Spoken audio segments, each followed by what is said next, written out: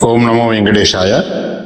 శృంగేరి జగద్గురు శ్రీ శ్రీ శ్రీ భారతీ తీర్థ మహాస్వామి వారు ప్రసాదించినటువంటి పరమ పవిత్రమైన జ్ఞానబోధ. ప్రతి మనిషి తన జీవితంలో విజయం, ప్రశాంతత సంపాదించాలంటే ఈ 9 విషయాలు అత్యంత రహస్యంగా ఉంచాలి అంటారు. అవి తెలుసుకుంటాం. మొదటిది ఆయువు, అంటే వయస్సు.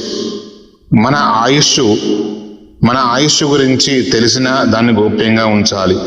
భవిష్యత్తును పూర్తిగా తెలియకపోవడమే మనిషికి సుఖంగా ఉండడానికి కారణం. ఆ భగవంతుడు ఇచ్చినటువంటి వరం. రెండవది విత్తము, అంటే ధనం. ధనం ఎంత ఉన్నా నిరాడంబరంగా బతకాలి. లక్షాధికారైన లవణమన్నమే కాని మెరుగు బంగారం మింగబోడు అన్నట్టుగా లక్ష్మిని దాచాలి. ధర్మ కార్యాలకు ఎక్కువగా వినియోగించుకోవాలి. అనవసరమైన ఖర్చులు వెచ్చించకూడదు. మూడవది ఇంటి గుట్టు, అంటే కుటుంబ సమస్యలు. ప్రతి ఇంట్లో కలహాలు సహజం, కానీ ఇంటి గుట్టు 10 మందికి బహిర్గతం చేయడం అనేది తెలివి తక్కువ పని. సమస్యలను సామరస్యంగా ఇంట్లోనే పరీక్షించుకోవాలి. నాలుగవది మంత్రం. గురువు ఉపదేశించినటువంటి మంత్రాన్ని మనసులోనే మననం చేయాలి. భక్తి, నమ్మకం లేని వారికి, అపాత్రులకు చెబితే ఆ మంత్రం వైశిష్టం అభాస్పాలవుతుంది. ఐదవది ఔషధం. రోగ నివారణ చేసేటువంటి మందుల రహస్యం అందరికీ బహిర్గతం చేయడం మంచిది కాదు. ఔషధ జ్ఞానాన్ని గోప్యంగా ఉంచడమే సమాజానికి శ్రేయస్కరం. 6 సంగమం, అంటే రహస్య భేటీలు. అధికారిక లేదా వ్యక్తిగత కలయికలు, చర్చలను రహస్యంగా ఉంచడం ఉభయులకు వ్యక్తిత్వానికి ఎంతో ఉత్తమం. 7వది దానం.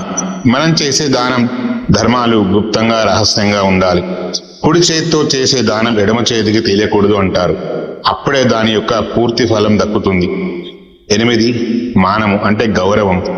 మన గౌరవాన్ని, గొప్పతనాన్ని మనమే నోటితో చాటుకోకూడదు. దాన్ని ఎంత రహస్యంగా ఉంచితే అంత వృద్ధి చెందుతుంది.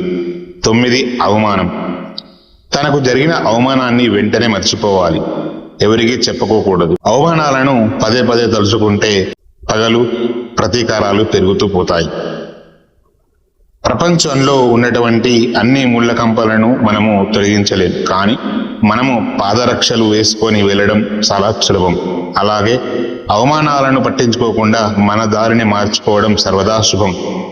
ఈ 9 రహస్యాలను కాపాడుకుంటూ జీవించేవాడే విజ్ఞుడు, విజ్ఞుని యొక్క లక్షణం. శ్రీమన్నారాయణ.